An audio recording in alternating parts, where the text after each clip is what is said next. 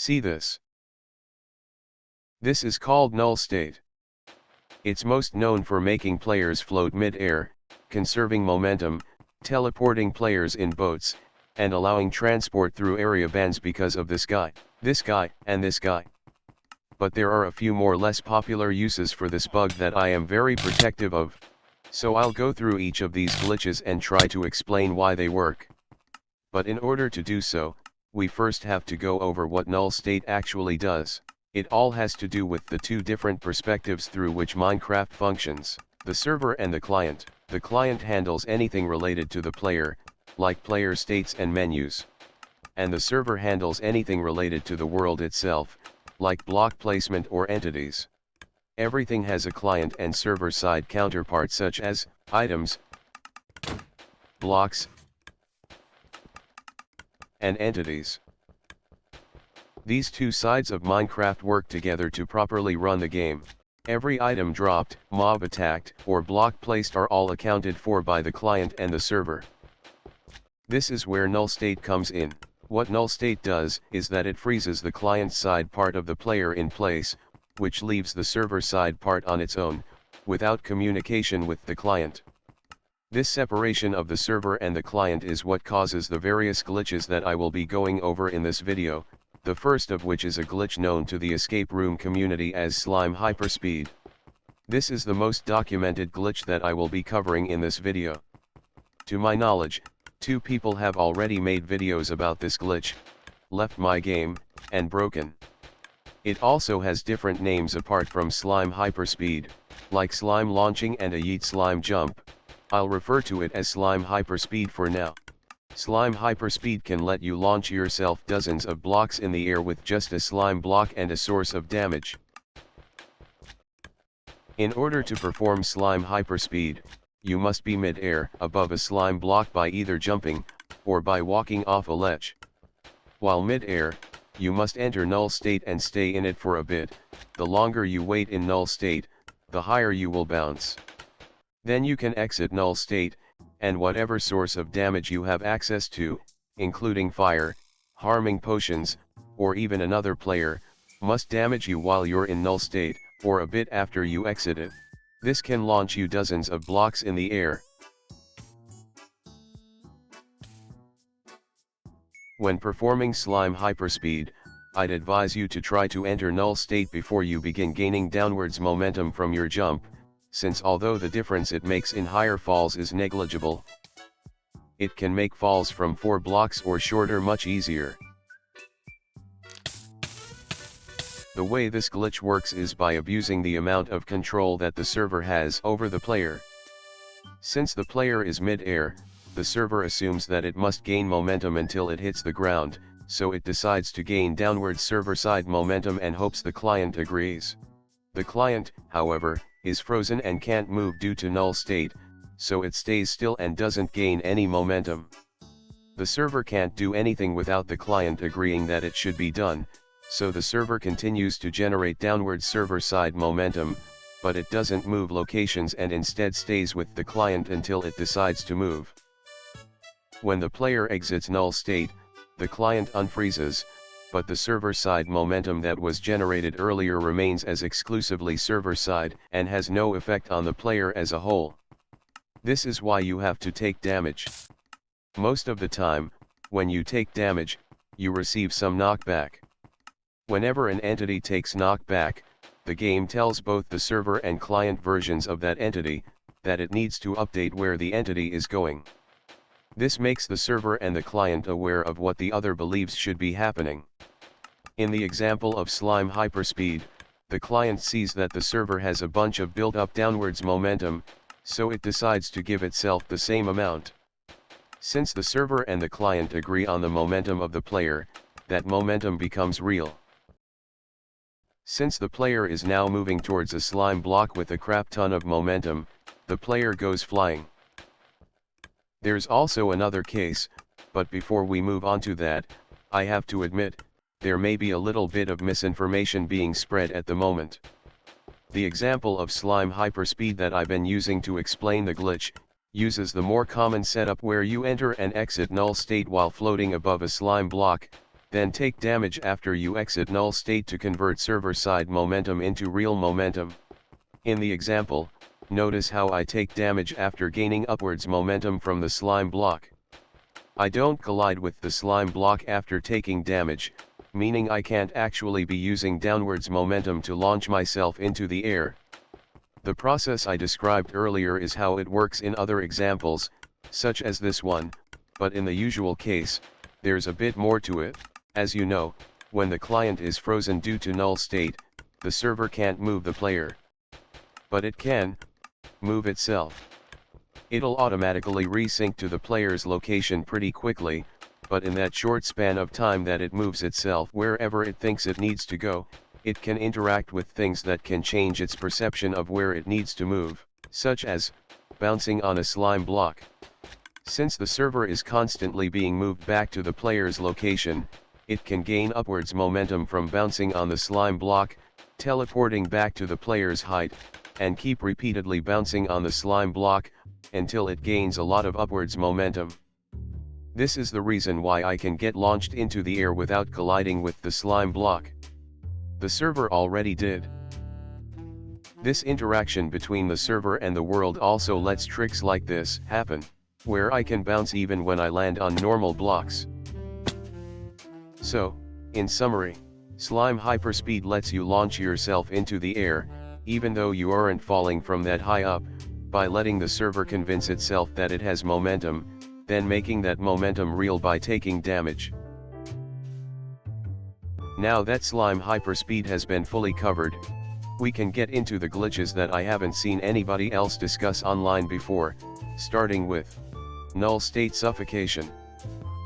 This glitch allows you to die via suffocation with only a singular block placed right above your head.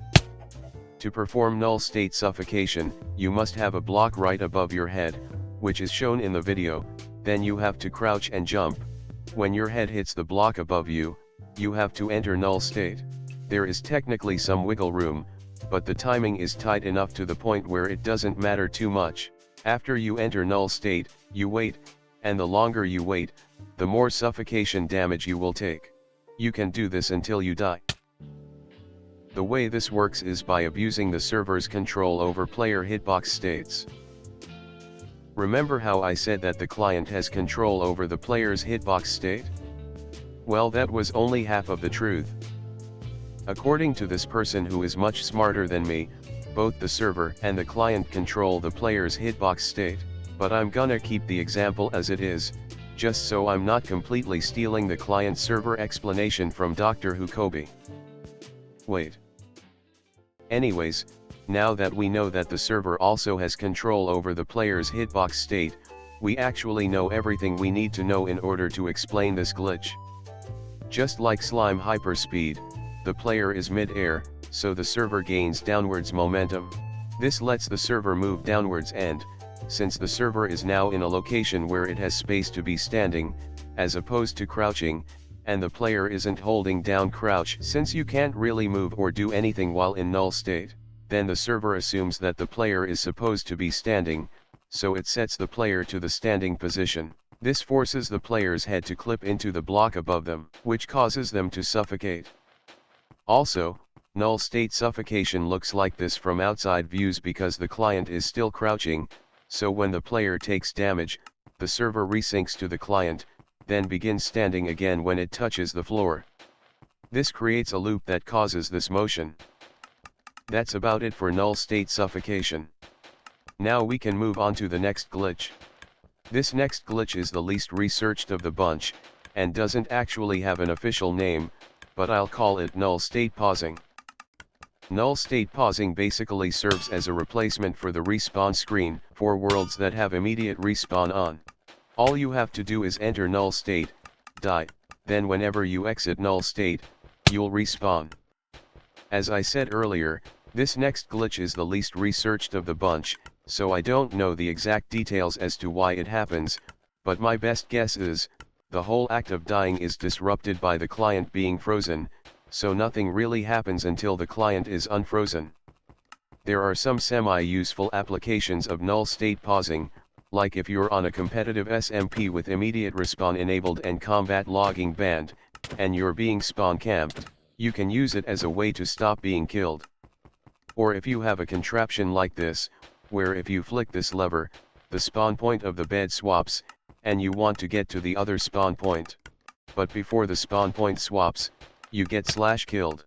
You can use null state pausing to delay respawning, so you can spawn on the other side. That's all for null state pausing. So, now we can move on to the final glitch, which is also my personal favorite of the four. This is called null state crawl. The setup behind null state crawl utilizes another glitch that doesn't have a common name. I'll call it Nullstate Holding. All you have to do to perform this glitch is hold down the keys you want to be held, enter null state while holding these keys, let go of them, and exit null state. The game will act like you are actively holding down the keys. I'm not completely sure why this happens, but I think it either has something to do with the title bar, or an interaction between the client being in null state, because the client is responsible for key presses. Maybe I should have stolen from Kobe's video. Anyways, in order to perform null state crawl, you start by using null state holding to hold down sneak and W.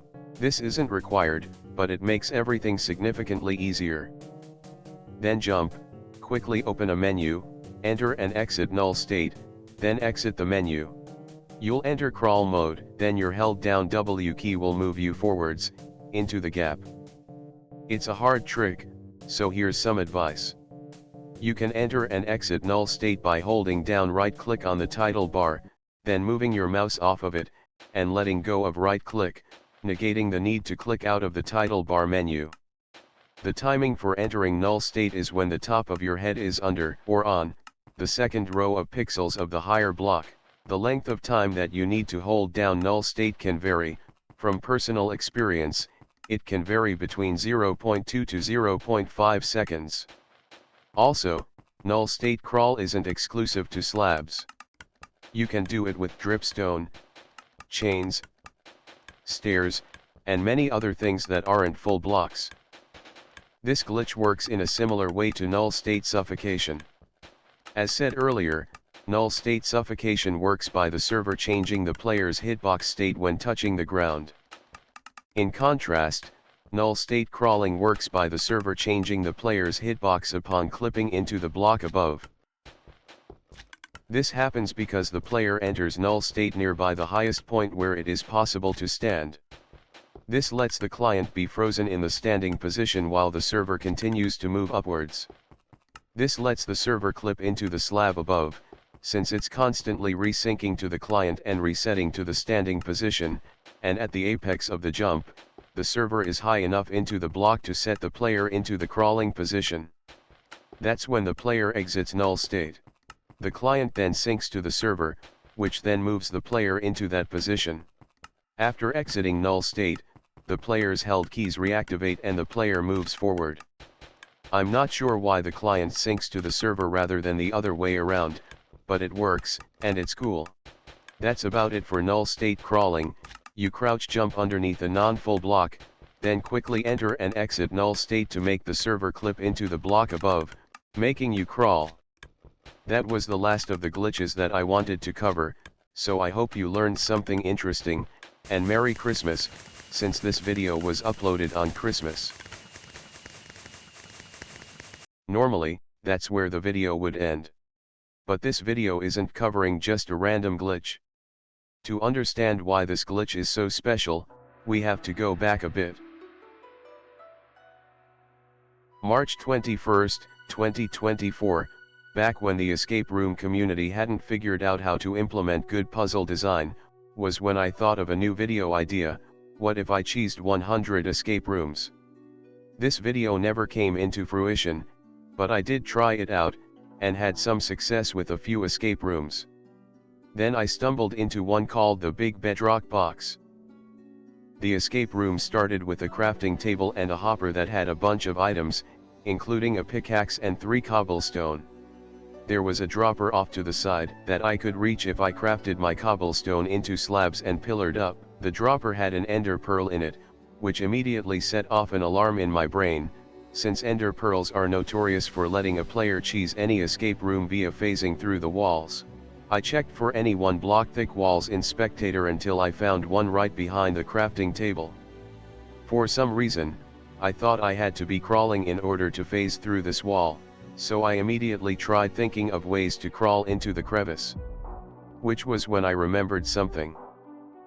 Back in January, a user by the name of Broken, who you might recognize from earlier, found a glitch, where you enter null state and have an entity push you into a crawl space. I had the idea to try doing that without the entity, and I began to see something slipping through. There's a chance you can do that one thing without entities. Didn't pull it off yet, though. Then I learned that I might be discovering something new. Then this happened. Holy crap, I just did it!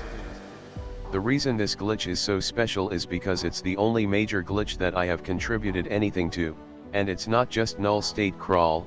A few weeks before, I was debunking a Wi-Fi's escape room when I discovered null state suffocation. Then 1 year later I discovered null state pausing with a friend. I spent a lot of my early days in the escape room community wanting to be the next Squilly, or Doctor Who Kobe. Someone who discovers a game-changing glitch and becomes popular online. I never got that, but I got this, and I became content with other things. Null state is now banned in the escape room community's default rules, which applies to all maps unless specified otherwise, so nobody really uses it anymore. But it's a glitch that has been overlooked and moved on from. And I'm not leaving it that way. Hope you enjoyed the video and have a good day. If any blocked-in Ians or people who are more knowledgeable about technical Minecraft than me find anything wrong with this video, please correct me in the comments.